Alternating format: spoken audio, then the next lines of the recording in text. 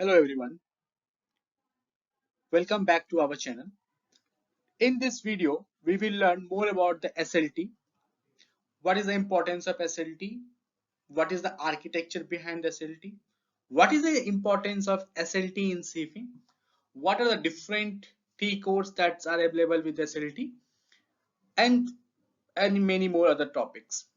As we know that SLT is a middleware that is basically a tool which help us to extract, transform, and load the data from one or many uh, source kernels and then bring data to the target site.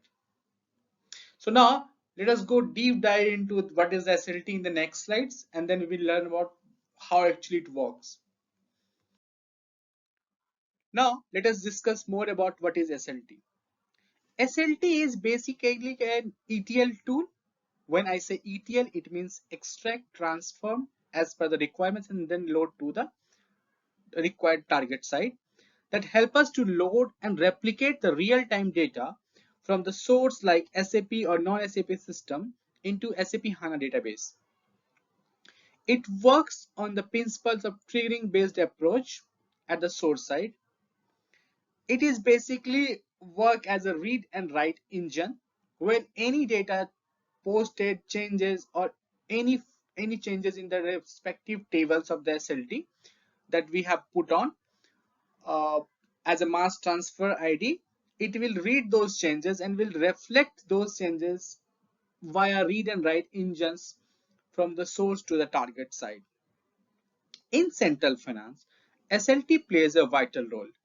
Most of the initial load, or I can say except one or two like FI documents or your WBS elements, all the loads like AVL loads, then your controlling documents, initial load or live replication, financial documents, live replication, cost object, initial load, and then live replications are taking place through the SLT server. In SLT, we define different tables that needs to be extracted from the source, and then business mapping are taking place at the side of SLT with the help of the DMIS, and respective filters are also put on at the SLT side, and then it is being transferred to the target side. SLT can be placed in any of the three conditions. Either it can be at the source side, or it can be a separate instance, or it can be present at the target sites. But SAP has recommended to be it on a separate instance. Okay, so now let us discuss more about what is the architecture behind the SLT, how the SAP has brought up this tool for the most of the data loads. Let us discuss how does the architecture of the SLT is so convenient that it gets the data from the source, both SAP and non-SAP, and bring it to the target site. As we know that SLT uses a database trigger approach which will detect all the update, insert, deletes, whatever any event change takes place there, and it will send it to the SLT via the RFC connections.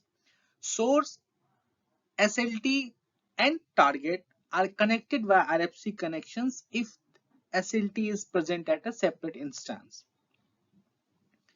Now, SLT will send the data to the target system through the RFC connection to the respective interface that has been set up at the target system.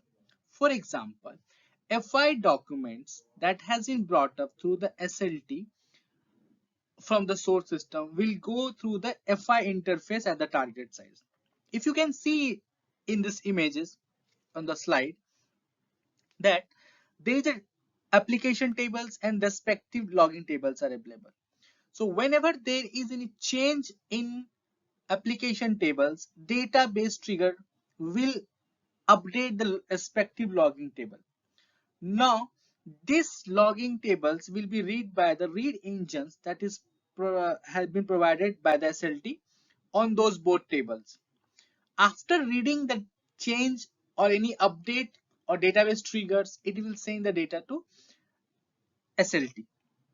When technical table mapping will take place, basically it's a transformation of the data as per the data format of SAP HANA database, and the respective change will take place in the technical mapping.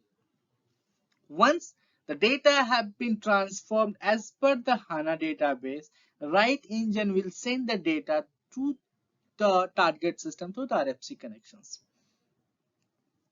One more important thing here I wanted to say, that both SAP and non-SAP system can be connected to the SLT server via RFC connections. And after doing some modification to the existing data of the non-ERP systems, data can be extracted to the SLT. Now, let us discuss more about the technical terms that we have discussed here in the next slide. Now, let us discuss in more detail about the technical terms that I have used in the previous slides while defining the architecture of the SLT. I have used the word database triggers. What do you mean by saying database triggers? Basically, it monitors any key events like insert, delete, modify, update, etc. that take place in the table. Obviously, that is application table. These database triggers will be created on the source system. Whenever there is a database trigger corresponding to that, some logging tables will be generated. This will be modified data in the application tables. The logging tables are also getting created on the source side.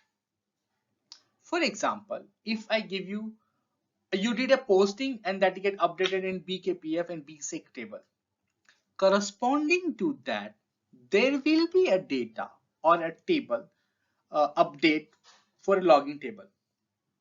CFIN ACC HD and CFIN ACC IT are corresponding logging tables for those. And these will be get activated when you have a central finance relevant nodes activated at the source side.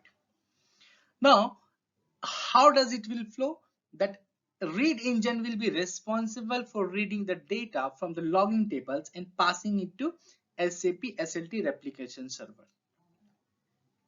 You can just imagine the sequence. First, the database trigger will take place. Then the logging tables will be get updated that, okay, boss, there is some change in event at the database tables. Corresponding to that, some logging tables will get updated. Then the read engine will come into the picture and it will read the data from the logging systems and will send it to the SLT replication server. Now, as a part of ETL tool, you have the word transformations.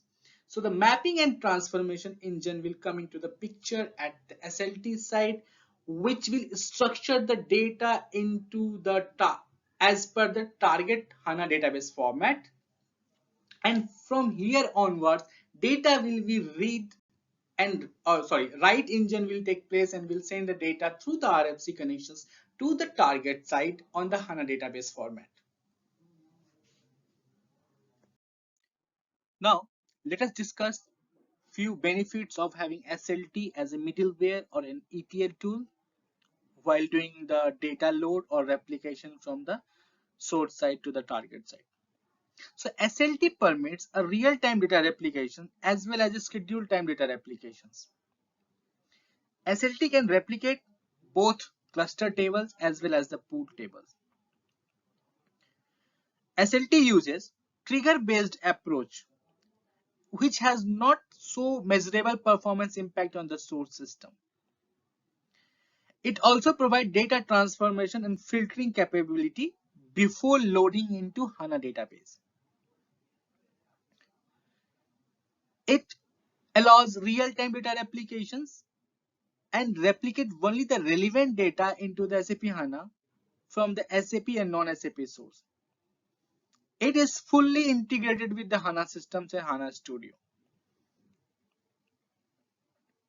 And as we know, the setting rules and the filtration rules will always help us you to define the data that you are trying to get it from the source system. So apart from this, we can discuss in detail how that mass transfer IDs are being created at the SLT side. What are the different configuration that you have to understood before starting the SLT replication server in the finance? What are the filtering options that the SLT is having now? What are the few add-ons that SLT provides? Apart from that, there are several in details regarding the SLT that we will be getting in a detailed session, and we will see how to do a configuration on SLT when we will go in detail session for the SLT. Thank you for listening right now.